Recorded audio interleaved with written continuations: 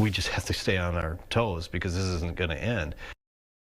Cook County Sheriff, they're talking about drug-soaked paper, making it inside the jail. Paper that we use every day is being soaked in all kinds of household chemicals. Yeah, it's deadly, and the inmates are smoking it. They're selling it. Tia Ewing went inside that jail for 5 hours to see how the Sheriff's Department is snuffing it out.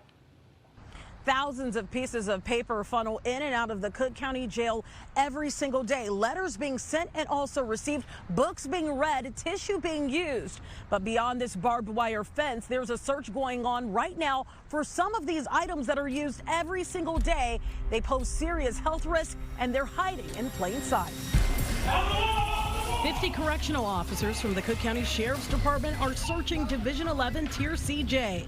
40 inmates in custody here are charged with murder or attempted murder, others criminal sex assault, felon in possession of a weapon, and home invasion. It's a never-ending battle to keep drugs and contraband out. Lizzer is trained to uncover street drugs like marijuana, cocaine, and meth. Inside this mattress, he found a shank. Highest offense someone could have. It's a deadly. One of the hardest things for this Belgian Malinois to sniff out is hiding in plain sight. Paper that we use every single day, doused in horse tranquilizer, rat poisoning, roach spray, and even tree fertilizer, dubbed now as drug-soaked paper. One inmate in this video was caught with it on him. These are a couple roaches that have been found, and they will save those so they can smoke them again later.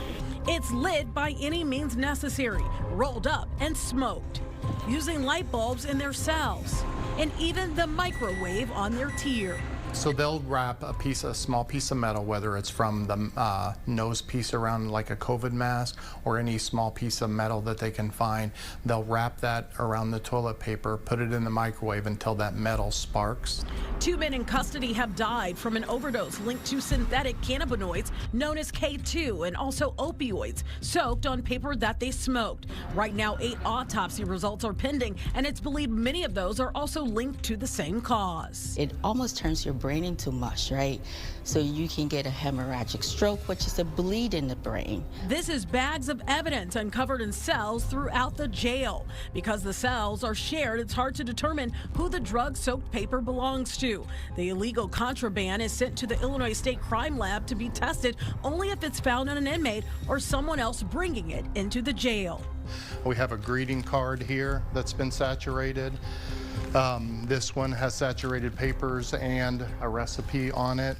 The reason why inmates do it, they take advantage of those on the inside with drug addictions, and one regular size sheet of paper, after it's cut up into sections, can be profitable. They communicate with people on the outside to make transactions from one inmate to another using Cash App and Zelle. You hear anywhere from $2,000 to $10,000 depending on potency. The jail is being proactive, trying to keep paper out. Lawyers aren't allowed to bring papers in now that aren't relevant to their case. They can bring in their computers. No visitors allowed to bring any type of paper in.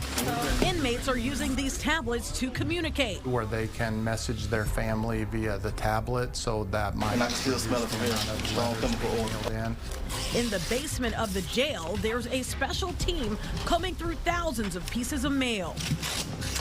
The officers on this detail were able to intercept magazines sent to inmates laced with various chemical substances to be smoked or even sold. Open it right up to it, stain. So far, police haven't been able to trace the mail back to anyone to make an arrest. This year alone, 15 inmates already serving time were indicted, caught with drug-soaked paper. The most recent inmate was indicted right after our visit. And they busted several people trying to smuggle it in.